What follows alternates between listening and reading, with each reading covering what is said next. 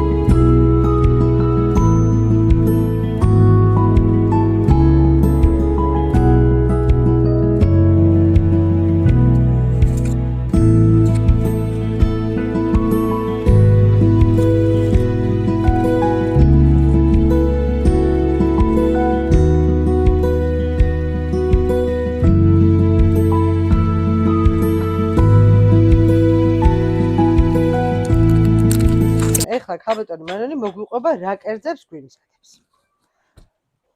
დღეს ჩემო ძვირფასებო, მინდა წარმოგიდგინოთ ახლად გაცოცხლებული ლეჩხუმური კერძი ზუ. ამ კერძს ძალიან ახალი ისტორია აქვს. თქვენ რომ დამირეკეთ და გსურდათ ჩემთან აი კულინარიული გადაცემის გაკეთება, რამდენიმე გადაცემა გაკეთდა ამოახლოეს ხანში და ვიფიქრე რომ აი ეს ერთფეროვანი, მონოტორული და მოსაწყენი რომ არ ყოფილიყო, რამე ახალი შემომეთავაზებინა. და იმ დროს, როცა თქვენ მესაუბრებოდით, ჩემს გვერდით იყო ჩემი ბიძაშვილი, მამუკა ტყაბლაძე და ვკითხე იმას, რომ მამუკა ბავშვობაში სახლში რომ მიდიოდით, რას გაჭირდნენ, აი ოჯახის წევრები რას გახვედრებდნენ კერძსო და რა ვიციო, რას მაჭირებდნო, სულ არაფერი არ მახსოვსო და ვთხარი აი როგორ რაღაცას ხომ ჭამდი რომ მიდიოდი სახლში თქო და გაიხსენა და რა ვიციო, რაღაცა წვნიანს ჭამდითო, თბილი იყო, პურს ვაყოლებდითო, ასე ვშვებოდით. მე ვთხარი რა ერქვა, მცად კარგად სახელიც აღარ ახსოვდა და ასე მის მეორე ბიძაშვილზე მითხრა, თამილას ემახსოვრება, იმას დაურეკეო. დაურეკეთ თამილას, მერე თამილამ კიდე მის მეუღლესთან განიხილა ეს თემა. მოკლედ აგვიწრიალებია მთელი სანათესი. ხო, მთელი ლეჩხუმი და აღმოჩნდა. ისინი ალპანაში ცხოვრობდნენ, კიდე ალპან ეს ამ ჩემი ბიძაშვილის მეუღლე ალპანიდან არის და მან გითხრა, რომ აი კერძი როგორ კეთდებოდა, ნიგვზით, ფქვილით, წყლით და ამ კერძს ერქვა ზუ და აი როცა ბავშვები თამაშობდით ეზოში და უკვე სადილობის დრო მოვიდოდა, ჩვენი ბიცოლა დაგვიძახებდა, ამოდით ზუს ფაფა უნდა გაჭამოთო. მე განვიხილე ახლა ეს საიდან ქონდა ამას ფესვები, ეს ქალბატონები ვინც ამ კერძს აკეთებდნენ, რომელი კუთხიდან, რომელი მხრიდან წამოსულები იყო და დადგინდა, რომ ისინი იყვნენ ძირითადად აი ამ ფაფებს ვინც აკეთებდნენ სოფელ ორბელიდან.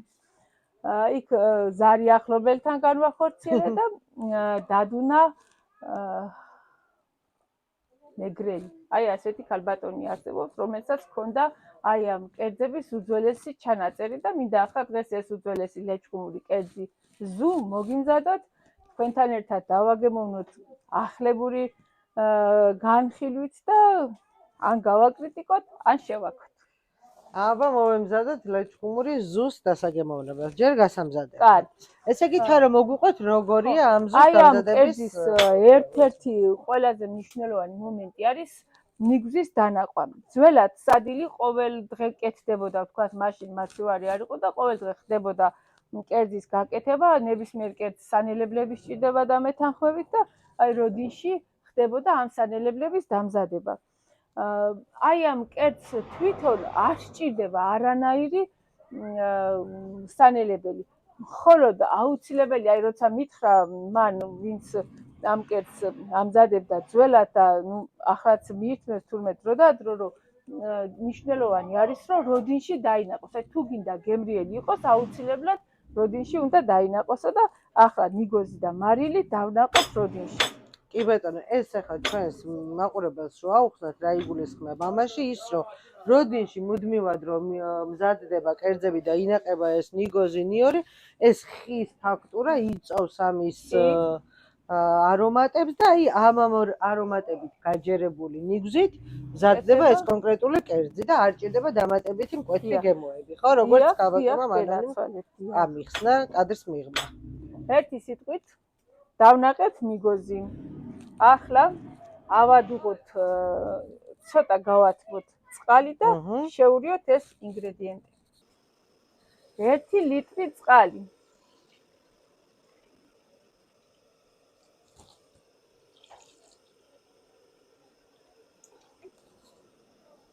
ერთი ჭიქა ფქვილი, აი თვალზომით ვაკეთებთ.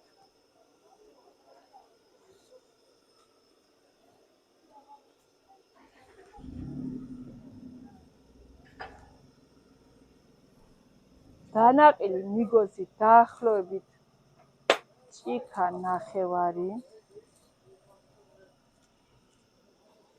და გემოვნებით მარილი.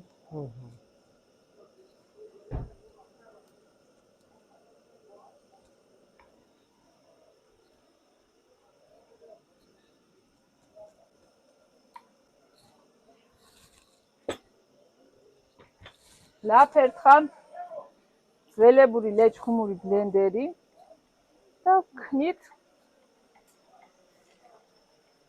კარგად გავხსნით ამ ინგრედიენტებს ერთმანეთში.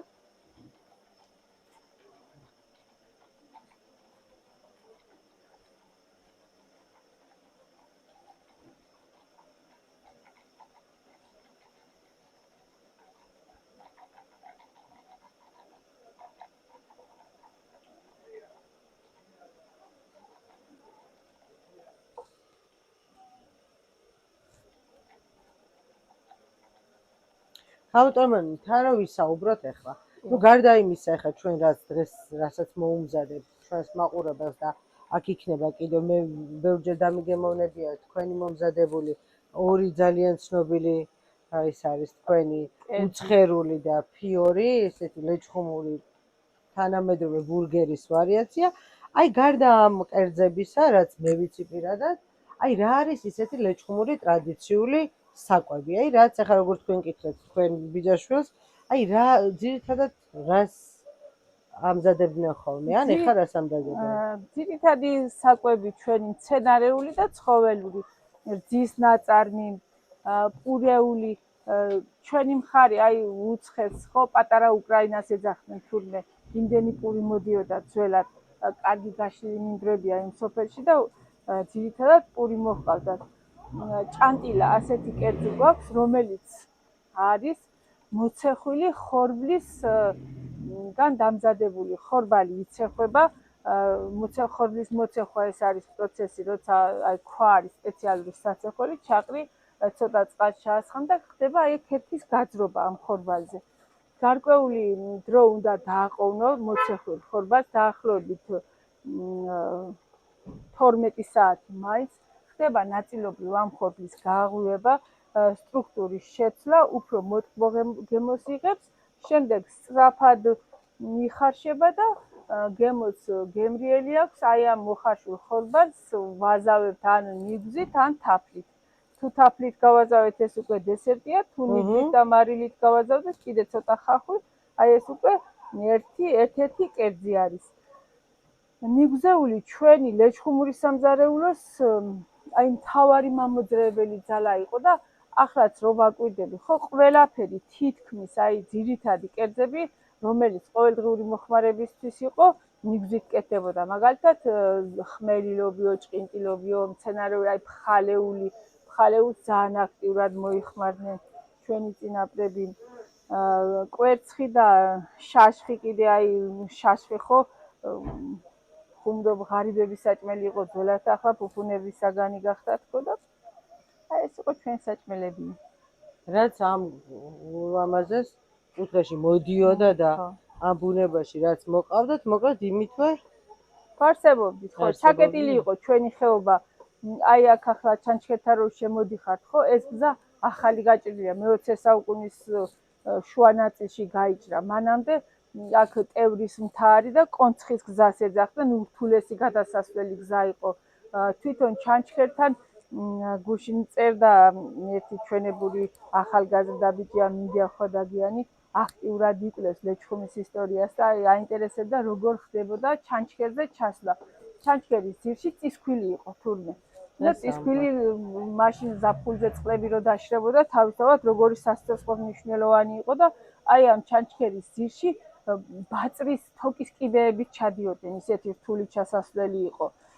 და ბევრჯერო თურმე ადამიანები იღუპებოდნენ, რომ აი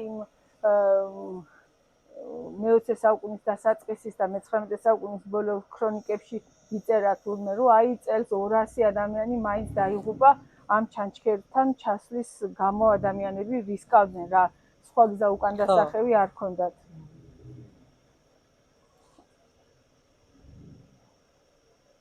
აი რა პრაქტიკული და მარტივი არის ეს კერძი, როცა მივიდოდნენ ბავშვები სახლში უკვე სკოლიდან, ხო, უცბად შეეძლო შუა ცეცხლი მუდმივად ინთო. აი კერია არ განელებულაო, ასეთი გამოთქმა ხო არის. აი დალოცვა არ განელებულიყო შენი კერიაო, მუდმივად ინთო ცეცხლი, იმიტომ რომ ძირითადად ცეცხლზე ხდებოდა ნებისმიერი საკვების მომზადება და აი ამიტომ გამზადდა ჩვენი ზუ. ახლა უნდა დავაგემოვნოთ და მაინტერესებს თქვენი შთაბეჭდილება.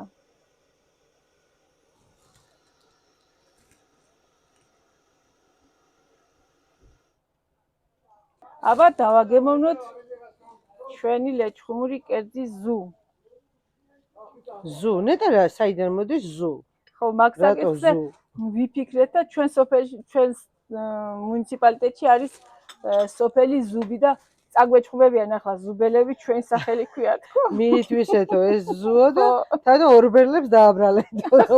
რო გიჩვენ ახლა. აბა. ნახეთ, ცოტა სოკოსუნი აქვს თითქოს. აჰა, ახლა ოდნავ გაგრილდეს, გავსინჯებ და მოგახსენებ. გულწრფელად მაინტერესებს თქვენი შთაბეჭდილებები ამ კერძთან დაკავშირებით.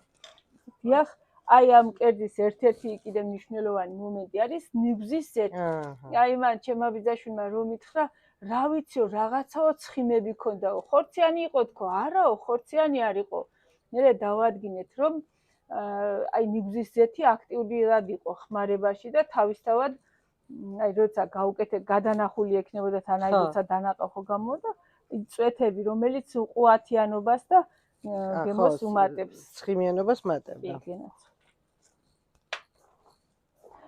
სხვათა შორის ლეჩხუმური ნიგოზი ბაზარზე ხომ იცით ძალიან ძვირი რო არის. აი თუ ვთქვათ სხვა ნიგოზი 25 ლარი, ლეჩხუმური 35 ლარი და მიტო არის გემრიელი ლეჩხუმური კერძი. აბა გავსინჯოთ ჩვენი ზუ.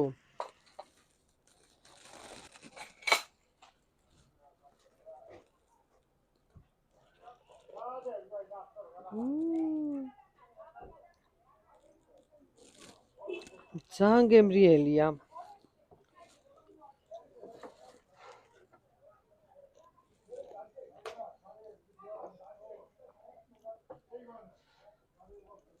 ეს ნიგზის რა ფაქტურად რა კარგად იგრძნობა? ხო.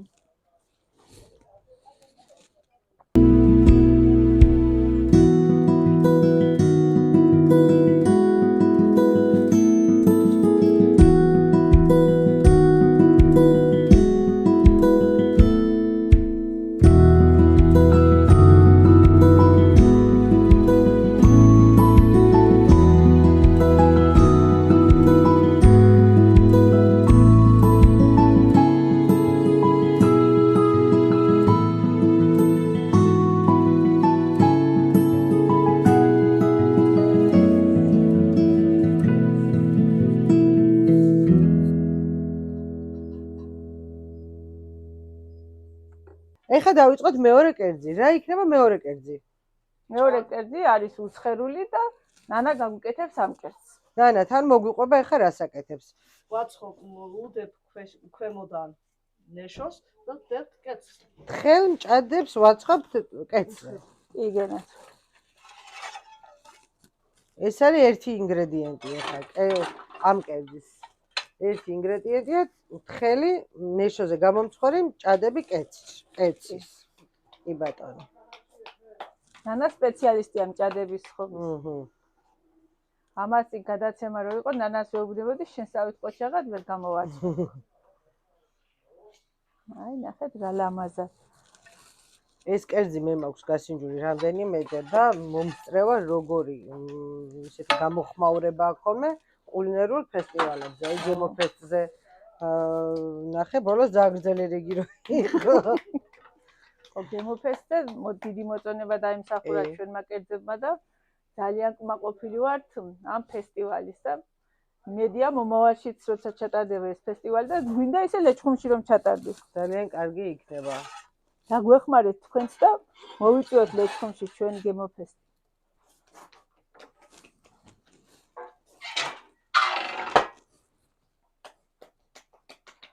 ზანდურის სახლი რაც არსებობს 5 წელია უკვე. მე ვამბობ რომ ზანდურის სახლი ვერ იარსებებდა და აი გაკოტრდებოდა ალბათ და გაქრებოდა რომ არა რაჭველები. რაჭველების უსაზღვროდ მადლიერი ვარ. აი მაგ ადამიანებმა რაჭველებმა ხელი შემიწყვეს მიგზავნიდნენ სტუმრებს, აი პირველად ახალი ფეხადგმული რომ ვიყავი, ხო? მოდიოდნენ, სტუმრობდნენ და აი მათი მხარდაჭერა ჩემთვის სასიცოცხლოდ მნიშვნელოვანი იყო და აი ამ თქვენი ეთერით მინდა ყველა რაჭველს დიდი მადლობა ვუთხრა. სანამ მჭადები გამოცხებოდეს, ცეცხლი რომ არ ჩაგვინელდეს, აი მჭადები გამოცხება, მერე უცხეროს დავაწყობთ, მანამდე ფიორს გავაკეთებთ. გემოფესტი ხარით იმზადება ფიორი ეგეც რო უთხრა. ფიორი არის აი რაღაც ბურგერის მსგავსი, რო ვთქვათ ასე. გემოფესტი რო წავდექი, მაშინ მკითხა ერთმა ჟურნალისტმა, რომ აი რა აქვს ამ კერძო ლეჩხუმურიო და მე ვთხარი სახელი ქვია ლეჩხუმური თქო და რას ნიშნავს ისე ფიორი? ბოდიში შეგატყობი. ფიორი არის პატარა, აი ერთი ფიორი მომაწოდე, ერთი ფიორი მიწილადე, ერთ ფიორს მოგცემ, ნიშნავს რომ აი რაღაცას პატარას ცოტას რო გიზია რა, რომ გააიყოფა და ეს არის ძალიან მცირე. და გემოფესტზე რო ვიყავი, მეკითხება ახლა ერთი სტუმარი რომელიცაც ყიდვა უნდოდა რომ რა არის ეს იტალიური სახელი რო დაგირქმევია თუ ამ კერძისთვის და მე ვიფიქრი სახელი მეგონა ლეჩხუმური ქვია და ისიც არ ყავს. არა მე ვთქვი ლეჩხუმურის სახელია ფიორი. ფიორი ასე მცირეს და პატარას ნიშნავს, რომ არაო იტალიურადო ბრწყინვალეს ნიშნავსო. ასე მითხრა და მე ახლა კიდეც მომეწონა ლეჩხუმური ფიორი არის ბრწყინვალეც ამავდროულად. კი ბატონო. ნამდვილად. გამისინჯავს და გეთანხმებით. ესე იგი ვამზადებთ როგორც მე მივხვდი ახლა ფიორი მზადება ასე. ვამზადებთ ამ ცომს და ცომში იდება კი, გავავწყელებთ ცომს. აი ამ ცომში ჩავდებთ ყველს, მერე დავადებთ კატლეტს, შემდეგ სოუსს და მწვანილს, ისევ კატლეტს შევხვევთ და კეცებზე გამოვაცხობთ. ესე იგი თან არის რაღაცა მობურგერო, თან არის ლეჩხუმური, თან არის კეცზე გამომწვარი ბურგერი, ეთი არავისთან არ გაგვისინჯებს, არც გაგვიგია. მოკლედ ნამდვილი. ხო, რაც ახლა ჩვენა ვარ. რაც მაგრები ვართ ლეჩხუმლები და რაჭველები. აი ეს არის შეხვეული, ხო, შეხვეულია და მერე იქ რაჭი ამ ფესტივალიდან მოსულმა სტუმრებმა მითხრა, რომ ზუსტათო აი ამ კონტექსტს შეესაბამებოდაო, რომ ხელში რო დაიჭერა არ გებნევა და იოლად იქნება ეს გემოფესტის კონტენტი ხო ეგ არის, რომ მარტივი ფასტ-ფუდი იყო და თან ტრადიციული. ხო. ახლა ჩვენ ვაკეთებთ ფიორის გუნდებს. ფიორის გუნდა ცომის გუნდა გაბრტყელებული არის აი ასეთი ზომის და პირველ ფენად მოდის ყველი ან სულგუნი. ყველი უფრო მნიშვნელოვანია იმდენად, რამდენადაც აი ცოტა თუ გაცივდა სულგუნი გაცხელების შემდეგ აი ცოტა მაგრდება და ყველი ინარჩუნებს თავის სირბილეს. მოვაწყოთ აბა ნანამ ყველი თითოეულზე.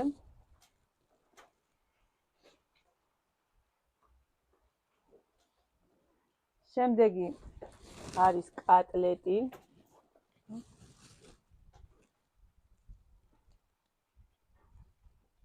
ქავტომანი, რატომ მოგივიდეთ ამ კერძის ეს შექმნის იდეა? თან ეგეც რომ მოგვიყვა. იმიტომ რომ აი სტუმრები რომ მოდიოდნენ, ახალი დაწყებული რომ მქონდა ეს საქმიანობა, აი შემდეგ соуსი ნანა და შემდეგ ხახვი და წვანი. მეკითხებოდნენ რომ აი რამე თქვენი კერძი თუ გაქვს და ვფიქრობდი ახლა სამზარეულოსთან შორს ვიყავი, სულ სხვა საქმეებით ვიყავი დაკავებული იმ პერიოდებში და მაინც და მაინც ახლა მხოლოდ შემოვიფარგლებოდა ჩემი სამზარეულოსთან კავშირი, აი საოჯახო თუ რაღაცას გავაკეთებდი და თუ გაქვთ რამე თქვენი კერძი, ვფიქრობდი ნეტა რა უნდა მქონდეს ეს ჩემი კერძი და მე ახლა უკვე სეზონი რო დამთავრდებოდა და რჩებოდი ზამთარში მარტო, სულ ფიქრობდი რომ აი რაღაც ისეთი გამეკეთებინა, რომელიც იქნებოდა აი ჩვენთვის შესაფერისი, ჩვენებური, აი არც ძალიან გადაპრანჭული და არც ძალიან ჩამორჩენილი და ინტერნეტში ვათვალიერებდი სულ აი ყოველთვის ამ სამზარეულოს, უცხო ქვეყნების სამზარეულოს, ქართულ სამზარეულოს ვეძებდი იმ აი ძირძველ კერძებს და რა ვიცი ახლა თანდათან ჩამოყალიბდი იმით რომ აი ეს ფიორი შემექმნა. კი, ძალიან კაი კერძია, იმიტომ რომ თან რაღაცა ადგილობრივი ელემენტებს შეიცავს, თან მარტივი და კომფორტული ხო. საჭმელია და მასობაში ჩვენი ჭადები გამოცხვა. იგით ხდება უცხერულის ჭადები. ხო, აქ.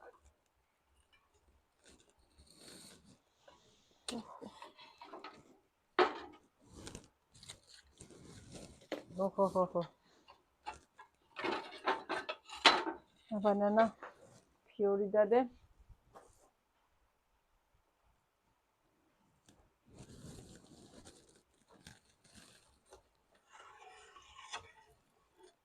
უცხერულისთვის ყველაზე მნიშვნელოვანი კომპონენტი არის ხორცი.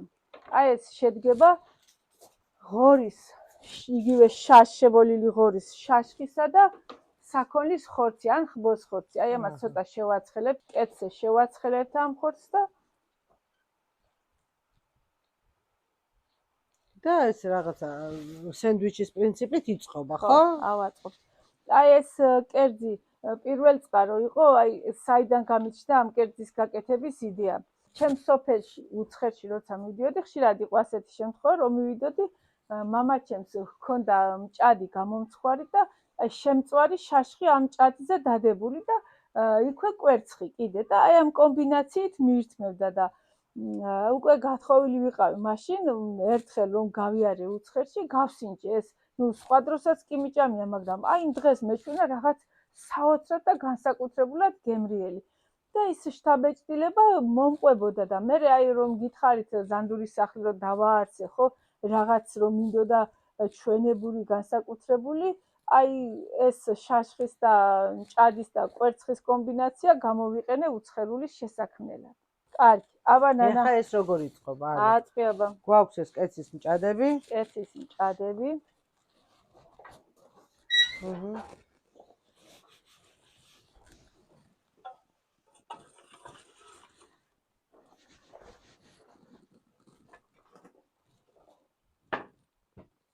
ესე იგი, გამოგვაქვს ეს ჩვენი გააცხელებული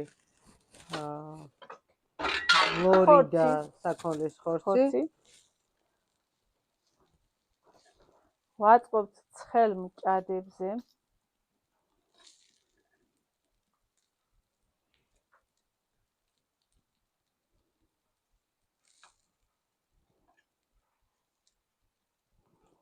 შემწვარი კვერცხი აუცილებლად, აი თვალივით შემწვარი უნდა იყოს, რომ უფრო მეტი გემოვნება ექნეს. ტყემალი, აი ეს საწებელი ძალიან მნიშვნელოვანია, თან ბლომად უნდა დაასხა იმისთვის, რომ აი სისველე შეინარჩუნოს და ექნეს აი წვნიანობა რო ექნეს. და მწვანილი კიდე ჩვენი ბოსტნის ხახვი და ოხრახუში. აი ეს. ეს ერთ სტუმარს, ახლა მეორე სტუმარს გავუმზადინე.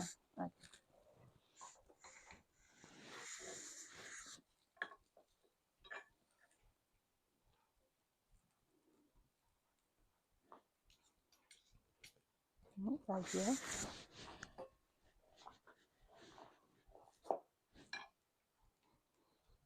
Ertsxi. უსი, ტყემალი, ანუ ადგილობრივი და წვანი.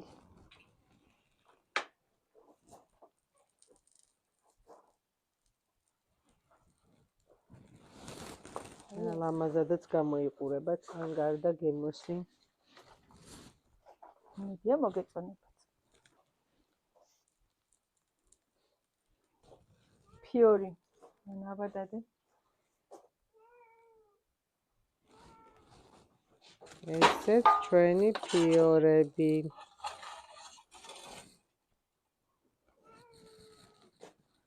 აჰა, როგორ ამოდულდა ყველი ნახეთ. ოხო.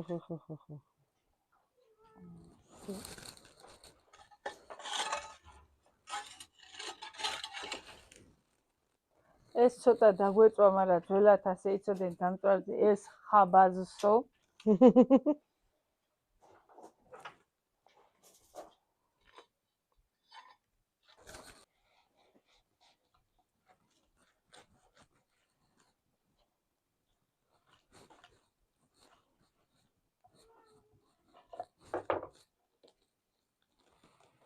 აი როგორ იწელება.